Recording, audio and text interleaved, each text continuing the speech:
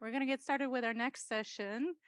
So for that, I'll introduce Sarah Palace, who will lead the next session. Thanks. Thanks, Laura. Good morning, everyone. Thanks for being with us. I hope everyone got refueled with coffee and snacks. And we have two topics in this session that we're going to cover. And this is really just to help us think about what are some other topics that we as a community of practice could be thinking about, could be exchanging on, could be sharing evidence and methods about. So our two topics are going to be one, costing immunization system improvements. And I'll talk about that with my colleague from CDC, Rupa Darwar. And our second one is going to be about cost of illness and economic burden. And we'll talk about that with Rachel Hansel and Sachi Ozawa will join us for that second part. So let me turn it over to Rupa for our first, to get us started on this one, costing immunization system improvements.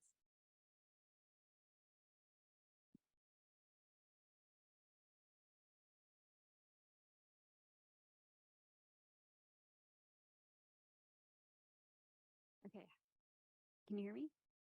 Okay. Hi, everyone. So I'm Rupa from the US CDC, and so we'll be discussing, closer, is that better? Okay, costing immunization system improvements. And so the first question is, what do we mean by immunization system improvements? So the first component would be interventions in systems that support immunization delivery, and these interventions aim to improve coverage. So for instance, some of these systems that support delivery would be VPD surveillance, AEFI surveillance, so safety, maybe some NITAGs or health worker capacity building. And so some additional examples would be the addition of a routine immunization module to DHIS2, the addition of a safety component for surveillance to existing pharmacovigilance apparatus, or even NITAGs added to current health technology assessment or health policy processes. And I'll hand it over to Sarah. Thanks. So why do we want to cost these things? So, I mean, we typically have been costing delivery, right, of immunization services. And then we've spent a lot of time as a community building an evidence base and summarizing and synthesizing that evidence base. So why do we need to further cost these system improvements? So one reason is just to make sure that we're getting that full price tag. So to effectively deliver immunization services, we need certain supporting systems and want to make sure that we are understanding the resource requirements for those. And the second is that we want our immunization programs to work. So we actually do want to save lives and prevent these different diseases. And to know if we're doing that, we need systems to tell us, one, if we are achieving the coverage that we intend to, and also if we are ultimately making progress in reducing the burden of diseases, which is what surveillance helps us to know. And this helps us triangulate data to see if we can look at our coverage and think we're getting there, but if we're still seeing outbreaks, even in areas which have high coverage, this is a signal that there's something wrong. It could be something wrong at the cold chain. It could be something wrong with vaccine administration errors. There could be other issues that we need to troubleshoot. So without investments in these supporting systems, we may not achieve the averted disability and averted deaths that we're aiming for in the immunization program. And then another reason to do these kinds of costing studies of immunization system improvements is because we want to optimize efficiency. So if we have multiple ways that we might, for example, improve the timeliness and accuracy of immunization data, we want to know how to compare those and see which one makes the most sense in value for money terms. So another question might be like, haven't we already done this? Haven't we already included these kind of system improvement costs in our delivery costs? And I think the answer is we have done that somewhat. Right, so you'll see in the consensus statement and some of the EPIC studies, there have been efforts to include, for example, training costs that are immunization specific, supervision costs that might be immunization specific, and some kinds of information system improvements that might have been immunization specific, and particularly around new vaccine introduction. Some of the tools that you heard Wynn and Anne discuss yesterday have specific modules that are asking about what training activities were done or will be done for new vaccine introduction, what supervision, what social mobilization activities. So we are trying to capture some of this, but sometimes there are other pieces such as AEFI surveillance or even treatment of AEFIs where we're a bit ambiguous whether that should or should not be in the immunization service delivery kind of costs. When we're saying this is the cost of a fully immunized child, well, are we or are we not including some of these supporting system costs in there?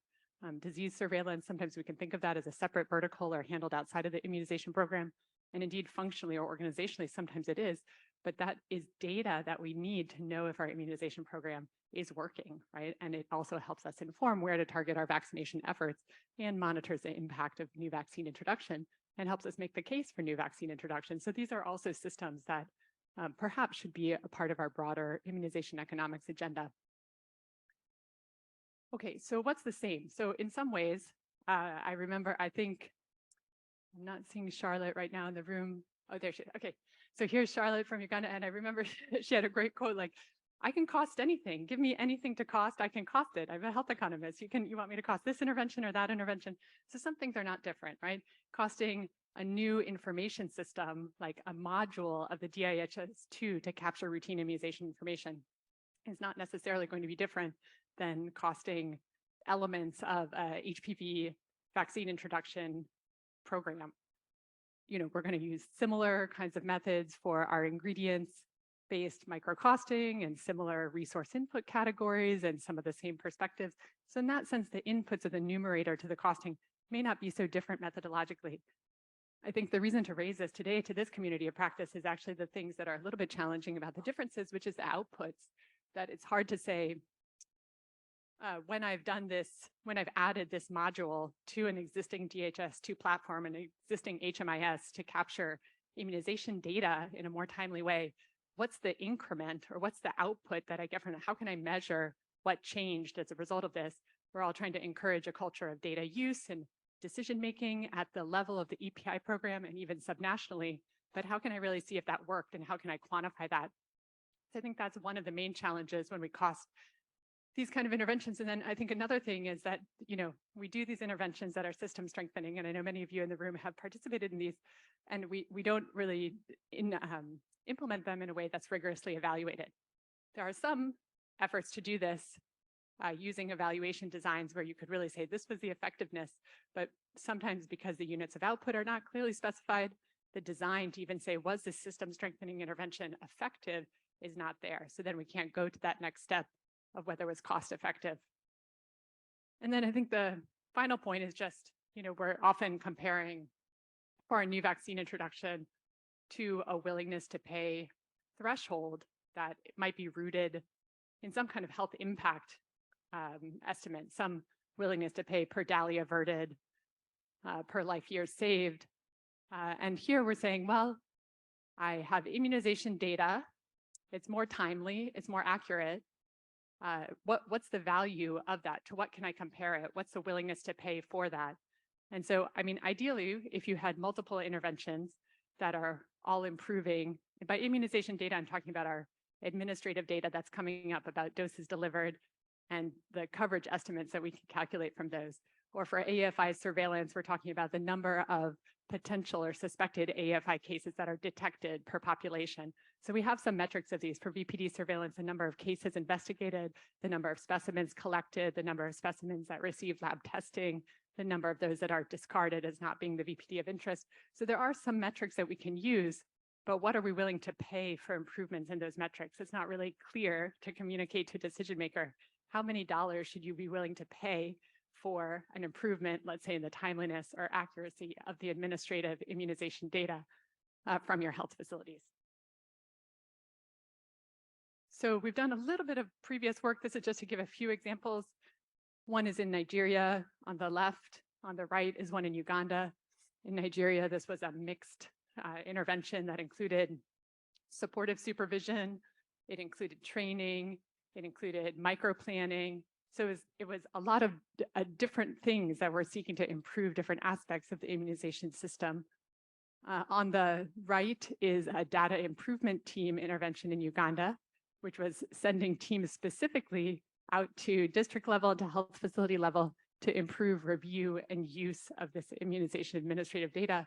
And we're trying to say, well, this is how much we've spent on this, but again, to what should we compare it? How do we consider if this is cost effective relative to counterfactual use of resources? So this is more on the immunization information, supportive supervision examples. And let me turn to Rupa to talk a little bit about VPD surveillance.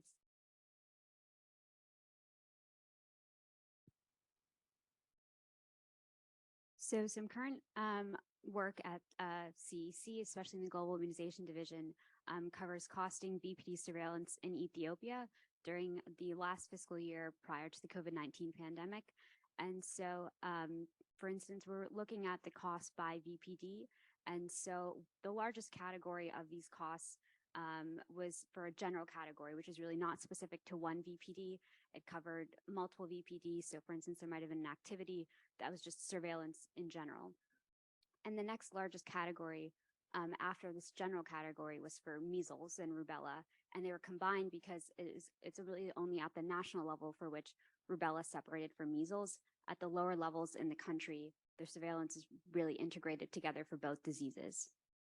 And so if you'd like to learn more about the results from the study, please join us tomorrow in this room at 8:30, and we'll be going over this study in detail as well as other surveillance studies and budgeting for VPD surveillance as well.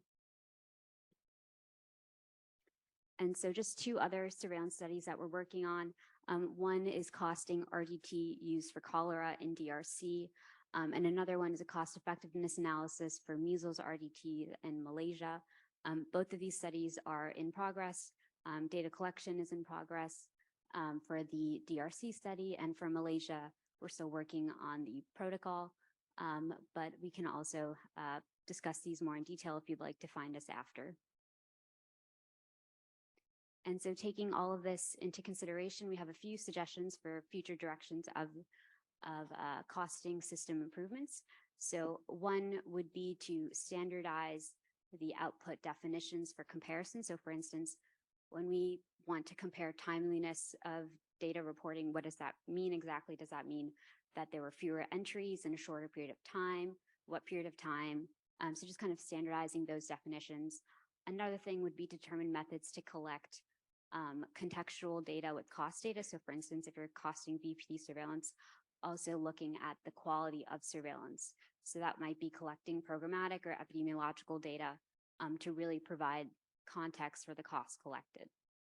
Another thing would be to look at maybe only effective interventions for costing. So for instance, rather than kind of using resources to cost interventions that eventually don't work, won't be implemented, maybe only kind of doing retrospective costing after.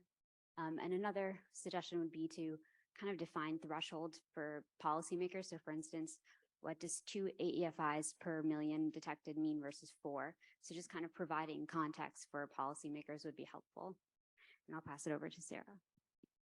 Okay, thanks. So just to wrap up, and then we'll go to our part 2 here. We're just trying to give a little bit of ideas. I mean, just think of this as like brainstorming together collectively as a community of practice. Why do we want to do this? Again, part of it is efficiency, and it's also to understand to what extent these kind of immunization-specific interventions should be pursued, and are they efficient? Are they the most efficient way?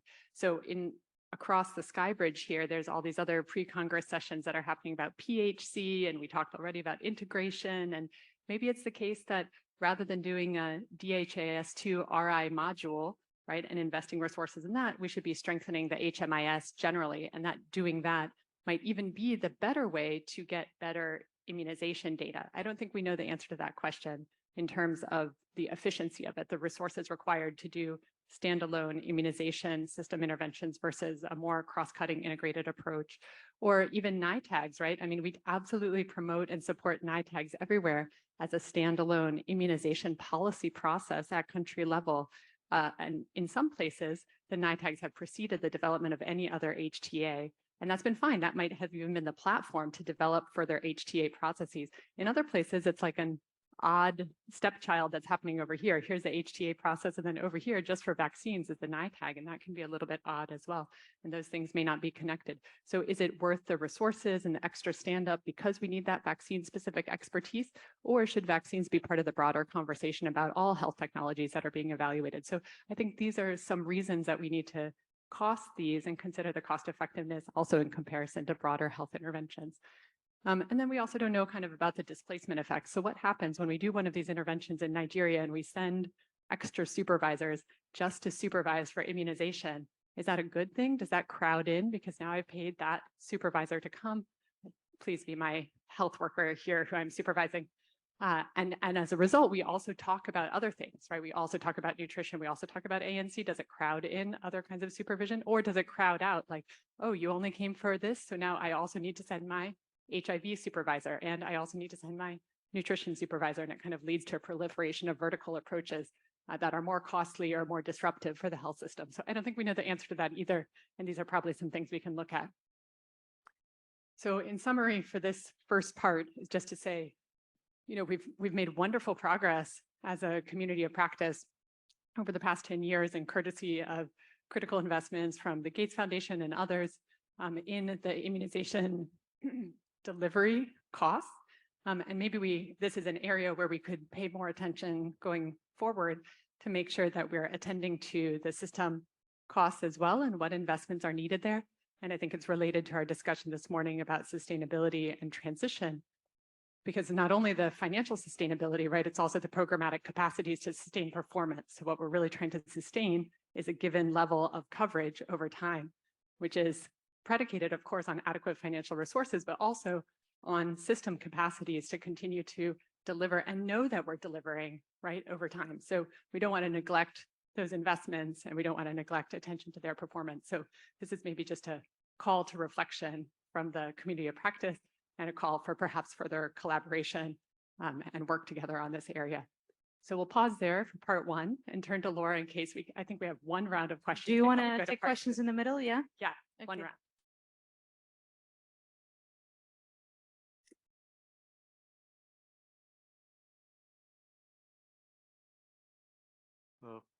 Thanks, Sarah and Rupa, for that presentation. Excellent. Not a question, but a general, I think, submission here. We are talking about immunization systems and immunization service delivery as two verticals. So further verticalization within a verticalized program. Shouldn't de facto all immunization service delivery costing exercises have this component? And in countries where all these systems are functional, because ultimately if a VPD surveillance system or an AFI surveillance system is functional, it feeds into and feeds off service delivery. So it becomes a part of service delivery. If a case is reported, then it's the same community health worker, or for instance, in our case, the auxiliary nurse midwife who goes and starts that investigation, and then it flows back to your district level and state level people. So it's the same people who are engaged in service delivery who then do this activity. So a general sort of submission as to should we in fact treat them as two verticals? And till date, if immunization service delivery costs, and my knowledge on costing and all these things is pretty limited, but if they have been if they have not taken into account the systems part of it, then are those costing studies or assessments something that the program can rely on? Because you need to look into it in toto so that the government can then also look at how the program needs to be resourced further, upscale or even downscale. Thank you. I think Logan wants to ask a question. Thank you very much, Sarah, for raising this a very important question and area of work. It's been my experience, I don't know how many people here have tried to cost laboratory work, but it is a huge undertaking, right? And I think, you know, the community has done a great job of doing kind of facility-based or a more in-depth analysis of service delivery, and I think we shouldn't stop that. But I agree, I think these other kind of cross-cutting pieces have been neglected, but they do they're time intensive. So I don't know how you would do it all in one go is my question, you know, feasibly. The other area that we often overlook is supply chain and distribution, right? From port to a post, health post. And I know former supply chain colleagues were always doing their calculations of last mile delivery, right? And I was spending a lot of time trying to reconcile that with what we were coming up with. So I think supply chain, kind of overarching supply chain costing and the work on surveillance costing, we have to find a way also to kind of integrate that with the delivery side.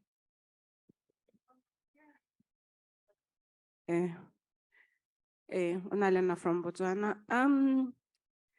I have an experience of working as a monitoring and evaluation officer, and during COVID-19 period, we have seen how much M&E is always an overthought, and when we need data, that's when we actually think of the M&E aspect. So I see us most of the time we develop these systems, and then we don't think about maybe developing a system for the implementers themselves at a facility level. When you are talking about HIS2, you find that that system is used at the headquarters level, at the district level, than at a facility level. The issue is now what takes care of the data from the facility level. I believe that when you are thinking about these systems, you should also think about the system from the primary level at the facility level. What are they going to capture? What are the variables that they need to actually populate their data at that level so that it can fit? Or unless you can have a system whereby the DHIS2 is linked to a facility level data system that they are using at the facilities. And I think it's also important to refrain from developing new systems than to integrate, because I think we should think up more of integration, because when you think about developing new systems, it means it needs new human resources, because that means it's a lot of work. You are increasing the work for the people who are pre-existing. It means that we have to maybe hire new labor to actually take care of those data sets that you're actually developing, which are different and not even integrated within the existing systems that are in place. Thank you. To the presenters. Thanks. Okay, so just to start, thank you so much for these comments and thanks for the engagement. And so just to connect the two comments here, I think it is an open question about the extent to which these kinds of interventions should be normatively recommended to be included in our immunization delivery costing, because it can be its own whole separate body of work. And so I think it's something for discussion here. I think it's okay that they're not included. We probably just need to be transparent about reporting it, like this does not include this, right? And so I think it's okay to perhaps, if they're not included, but then we need to also still be costing them and understanding the resource requirements and communicating that as part of sort of the full resource needs of really working towards control and elimination and eradication of vaccine preventable diseases. So these are all parts of the value chain that need a cost estimate against them. But I agree that it may be difficult to practically do immunization delivery costing and then also tackle the disease surveillance part of that, or also the AEFI. And then I know there are some philosophical debates that some think that, you know, the vaccine safety monitoring sometimes is intentionally situated outside of the immunization program in some ways to preserve its independence and to ensure that its voice can speak into the immunization program. So I think it also depends on the perspective of our cost analysis, who's holding that budget and who's planning and those activities. So, but I think we do need more evidence in this area. And I think we need to be transparent in reporting our costs of a fully immunized child or cost per dose delivered when we haven't included these system costs. And to the point, thank you very much for, with regards to new systems can't, I think we don't know if they always impose an additional burden. There's always a learning curve, but potentially new systems can make some processes more efficient. So I think the net resource gain as you go forward may, we don't know ex ante what that would be. And certainly from DHIS2 and any other interventions we want to be thinking about at each level of the system, the national as well as down to the facility level. And the work we did in Nigeria was actually looking at mobile phone reporting of DHIS2 data from the facility level and comparing that to what if counterfactually you're providing a stipend for the healthcare worker to manually bring their paper forms to the district level. So those were the interventions we were comparing, the additional cost, the mobile phone deployment at facility level compared to bringing paper forms. And so these are a thing where you're looking just at the technical efficiency of which of those two investments should we make to try to get the immunization data that's needed at the district level to roll up to each subsequent level. But thank you for their comments. And I think now we'll invite Sachi and Rachel to come join us, and over to Rupa to start us off on the second topic. Thank you all.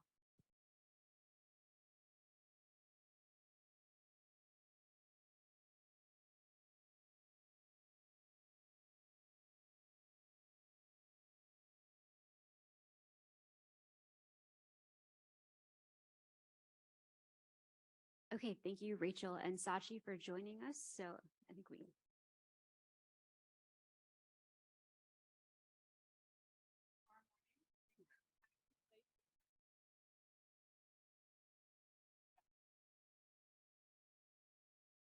So we just want to hear from the three of you about some of your cost of illness and economic burden of VPD studies.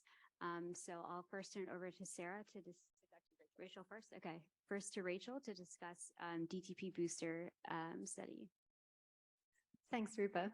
So I've been part of a team comprised of the University of Cape Town, the US CDC, AFINET, which is the African Field Epidemiological Network, and a wonderful group of technical advisors who've been supporting us, some of whom are actually in the room today. And we've been working on a project called DTP Boost, with the intention of supporting decision makers to explore the introduction of boosted vaccinations for diphtheria, tetanus, and pertussis. So with the WHO recommending 3 booster doses to extend the protection, countries are left with decisions like, what is the impact of introducing them? If we don't have money to introduce all 3, which one should we introduce? How much is it going to cost? Is it cost effective? What sort of approach should we do when we roll them out?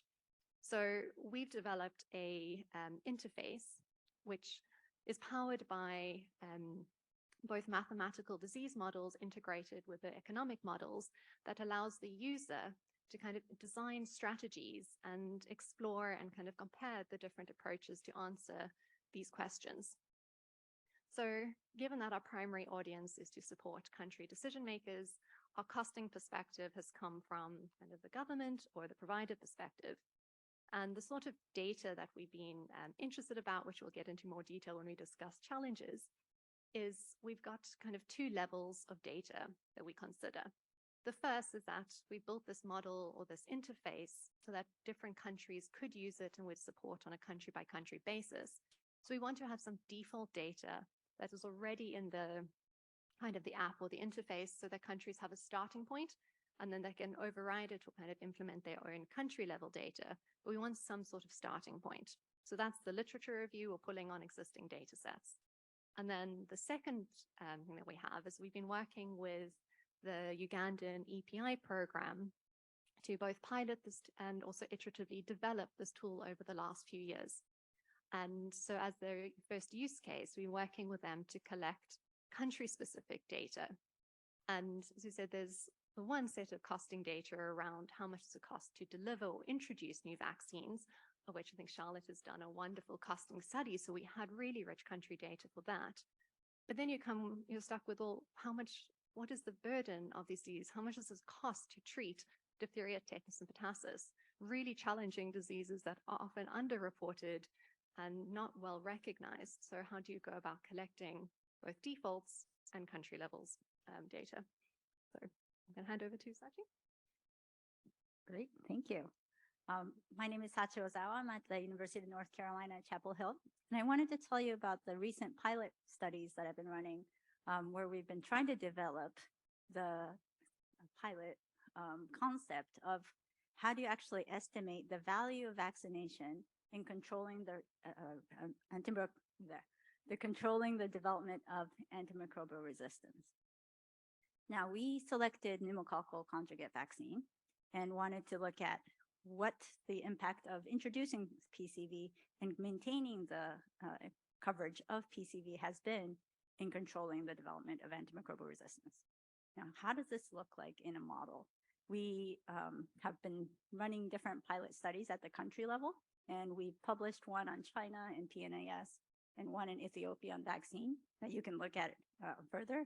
We actually have a poster upstairs as well if you want to read further about our model, where we incorporated pharmacokinetics and pharmacodynamics in collaborations with pharmacists in order to make sure that we actually understand what the rate of resistance would be by reducing the antibiotic utilization.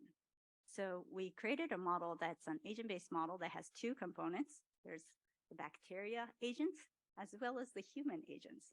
And on the human side, it's quite similar to what we're typically used to. You have individuals who would get sick based on incidence, would seek care based on the where individuals tend to seek care at different care delivery modules. And then you have antibiotic utilization that takes place. And that antibiotic utilization then leads to the bacterial side of the model that would mean that the more antibiotics are utilized, the more you're going to actually see the pressure build up among the bacteria. And then you have a difference in the resistance rate at the end of that cycle that would then affect the amount of antibiotic treatment failures that would then result in different outcomes that would then result in the costs. And so that's the model that we've developed. It's pretty quantitatively intensive, as you can imagine, as we have both the bacteria agents as well as the humans running, and there's interaction between the two. On the bacterial side, what's actually happening is that we have bacteria who have different characteristics. And so each bacteria are either susceptible or resistant to an antibiotic, and they each have a minimum inhibitory concentration. And there's a distribution of that MIC level. And we would then see that the susceptible ones tend to have a lower MIC, the resistant ones have a higher MIC. And as we increase the amount of antibiotic utilization, you see that there's more and more bacteria, the susceptible bacteria that actually get killed. And then you have a growth in the resistance bacteria over time in that population. So that's how the model actually works. And we've been trying to pilot test this to make sure that we're incorporating all the different data sets to be able to show the benefit of pneumococcal conjugate vaccination in controlling the development of antimicrobial resistance.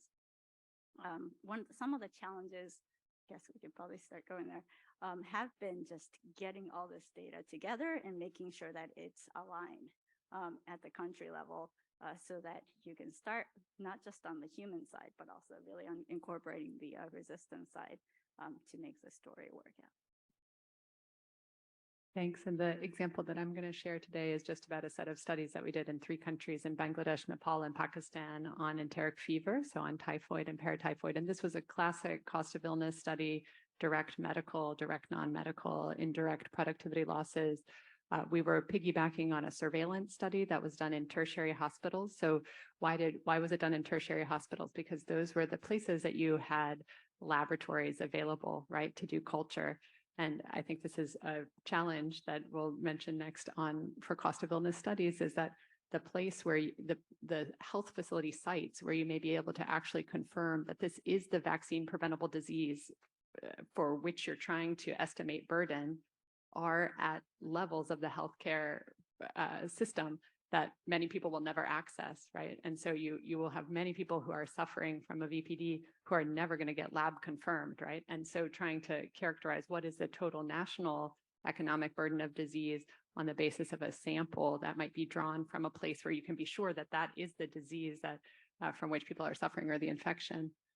So we went ahead and we did this. It was primary data collection. We did patient and caregiver costs through interview at the time of enrollment in the surveillance study, and at different time points that went out to a year. And we also did health facility costing, and this was ingredients-based micro costing. So just like Logan was saying, we did everything, every step and piece of equipment in the lab, how it was used for each piece of the test, every supply for the x-ray, every piece of the x-ray film, and the share of time of the x-ray machine and the share of time of the x-ray technician. All of you in this room who have done microcosting studies know about this, for each step of the diagnostics and each step of the potential treatments for typhoid and paratyphoid, including all the potential sequelae that could come up. So this is a kind of very classic what we do when we say COI, but just giving that as a counterpoint to the model-based and trying to use secondary data and trying to look for country-specific data as well. So we'll talk about the interplay of primary data collection, secondary modeling. So I'll pass it back to Rupa.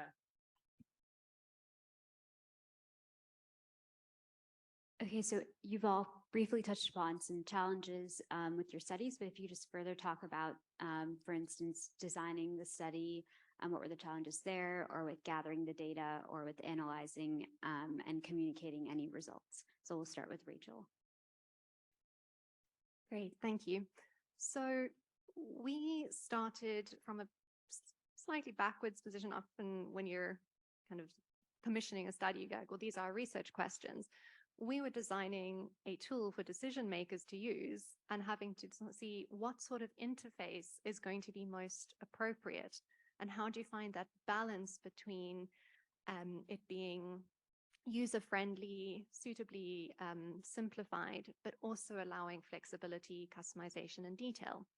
And in the end, we decided to have very simple input boxes for the cost of illness, and even like pare it down further and saying, we're just saying, what is the cost of treating?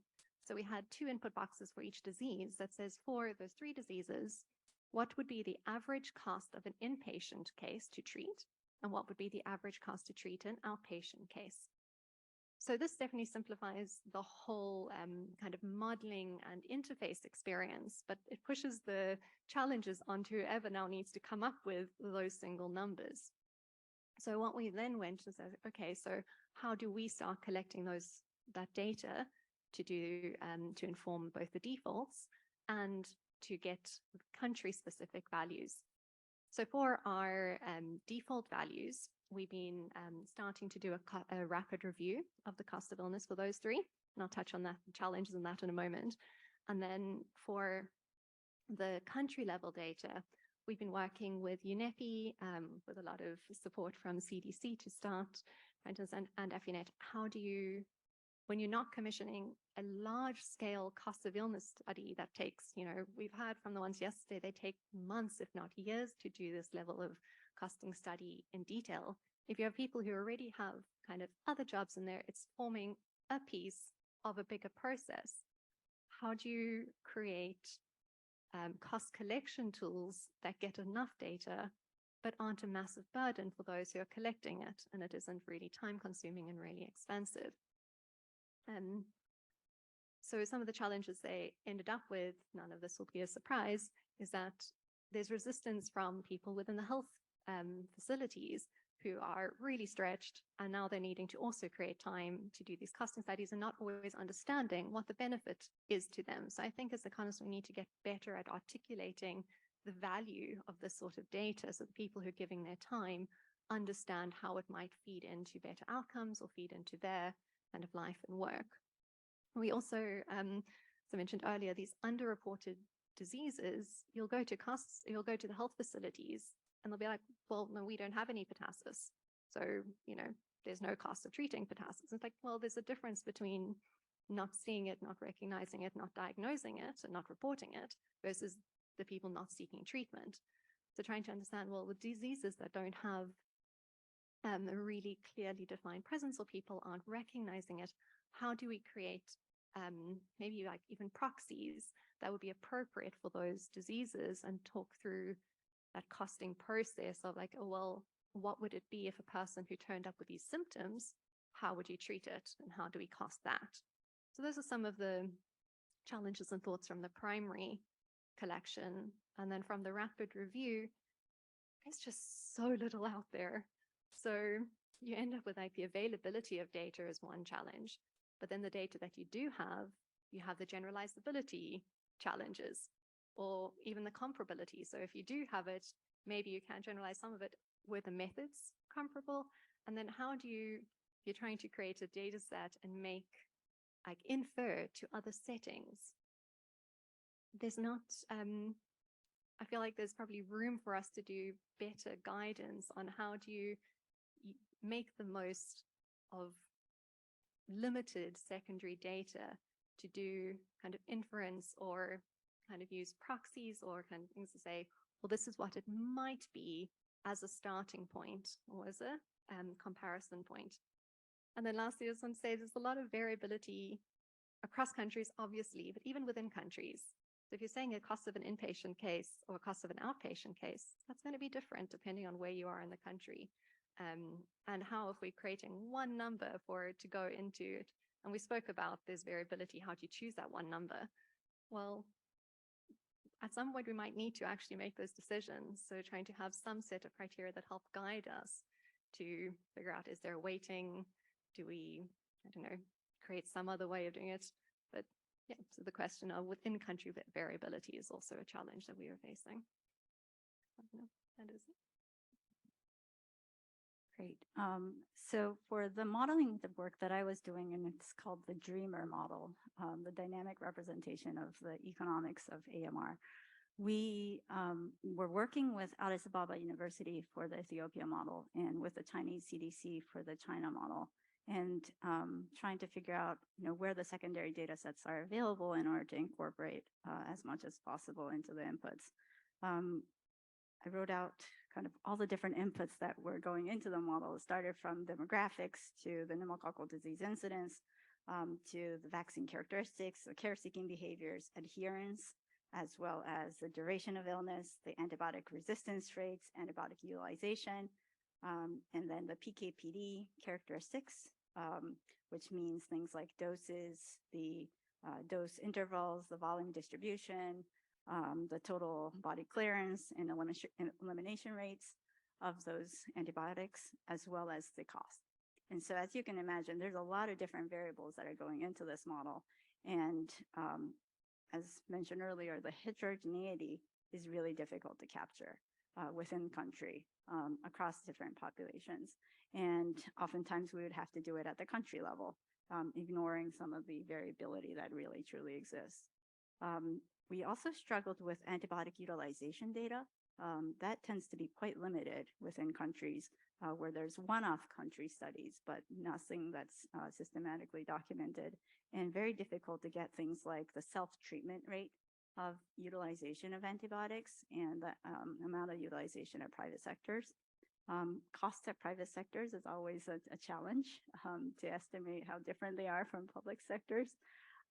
And this One Health approach that keeps being brought up whenever we want to do things around antimicrobial resistance, that's really, truly challenging to do.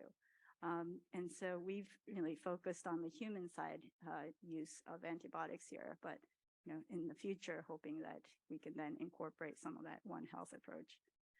Some of the outcomes that we are looking at, and we discuss this closely with our collaborators, have to do with things like changes in the antimicrobial resistance percentages rates, as well as the daily DDDs, defined daily doses of the utilization of antibiotics, and the treatment failure rates of that are caused by resistance, as well as the costs associated with the use of those field treatments. So we can really demonstrate what the additional costs are of resistance by tracking the failure, the treatment failures that are taking place due to resistance buildup. So those have been the real challenges that we faced. Great, thanks. And then let me just get a time check from the back, because I know we're a little bit, I think maybe we'll just wrap on this question and go to audience Q&A discussion. Yeah, perhaps we can just take one round of questions from the audience and then wrap up. Yeah, no Is that problem. helpful? So I mean, I think the challenges, I already mentioned some of them, is representativeness of the health facilities. So we had this piggybacked on a surveillance study, which was these small purposive, academic tertiary hospitals. But in the end, everyone wants to know, well, what is the economic burden of typhoid in Pakistan? It's like, that is an important question, and our study was not designed to answer that. So I think it's always, important to set expectations about this study design can answer this question. If this is the policy question, we need a different study design, and it has implications for the cost, et cetera. And then I think there's also this issue of what standard of care are we costing? Sometimes people want to cost the normative standard of care, what ought to be done. But unfortunately, what we observe in many settings is what's de facto being done. And so when we're just even thinking about the value of vaccination, is that value the averted cost of illness of the standard of care that these patients are likely to receive in the setting where they are, right? Which might be an underestimate of the value of averted care that they should receive under ideal conditions. So I think that's also something to think about. And maybe just to say in terms of future directions, I think we probably need to do more around this broader economic burden, right? We talked very narrowly kind of about cost of illness, but all of this broader value of vaccination that we heard about yesterday in the breakout sessions, really quantifying that, monetizing that, the secondary effects that relate to schooling, that relate to interruption and displacement of other health services and non-essential health services. I don't think we've characterized that, and the impact in terms of financial risk protection of households, of averting these kind of episodes of acute illness. particularly repeated episodes that may happen, I think is a direction for the future. So with that, I will wrap up and hear from and there are many of you in the room who have done these studies. So please feel free to give your comments on what you think are the future directions as well. Thanks. Thank you so much.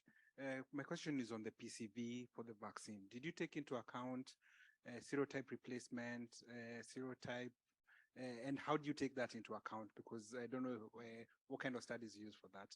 Overall, this is amazing stuff, great work.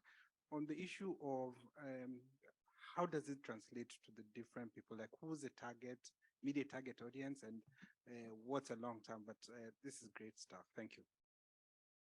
Question in the back there. Yes, my question on the PCV value and the antimicrobial resistance. I have some few questions to understand. One, what were the criteria of the choice of the antibiotics used in the assessment? And during that criteria, did you manage to conduct a sensitivity study to come up with the minimum inhibitory concentrations to guide the study? And then can you try to explain if you managed to compare the cost of immunization with the cost of treatment using the antibiotics available, which were really sensitive? And at last, I would rather want to know briefly if the participants included in the study were the ones who were pre-exposed to a particular antibiotics used in the study again. Thank you very much. Maybe one final question, and then we'll hand it back over to the presenters. Win.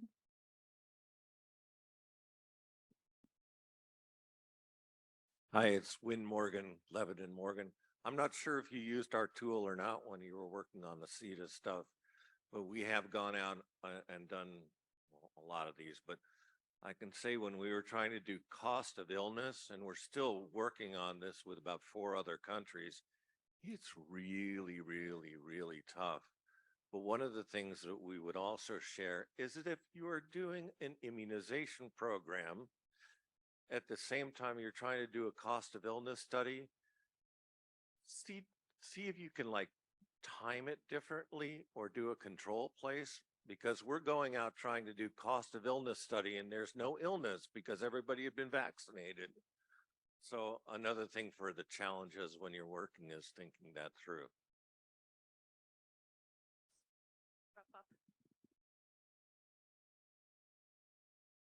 Sure, great questions. We were not able to incorporate serotype replacement within our base case. However, we were trying to run it within our sensitivity analysis to see what sort of an impact it would have. And it was still within our uncertainty range, which made us feel a little bit more comfortable. With regards to the antibiotic utilization, there was no primary data collection here associated with our study. And so we weren't actually able to get the minimum inhibitory concentration specific to the antibiotics that are utilized. The antibiotic utilization choices were based off of existing studies that looked at which antibiotics were commonly used to treat pneumococcal diseases. So pneumococcal pneumonia, pneumococcal meningitis, and acute otitis media. And I believe we typically tended to use amoxicillin, ceftriaxone, and penicillin. And so we had the percentages of utilization at different levels of facilities, not so much based on different regions in the country. And, some of that heterogeneity might be missing from the data. But those were kind of the data that we were utilizing in order to decide which antibiotics are commonly used, what the treatment guidelines are in the country for treating pneumococcal diseases. And then for the minimum inhibitory concentrations, we had a huge gamma distribution going on of what we would expect it would be for the population based on existing level data. And we were running lots of different sensitivity analysis associated with these. Thanks, and thanks, Win, for the comment regarding tools. I think this is just, we put this topic here for all of us as a community of practice to, again, say we've made great progress on tools and really getting into the weeds on methods for immunization delivery costing and alignment on some of the micro details of how we should do that. And maybe this is also an area with regards to cost of illness, economic burden for vaccine preventable diseases, especially as we're pushing towards these full value of vaccination propositions, these broader economic and social value, where we need to characterize that And yet we have not totally nailed it on even the basic cost of illness to kind of solve some of these problems, even for vaccines that have been in the system like DTP for a very long time, but are now up for a new policy decision at Gavi with regards to booster doses.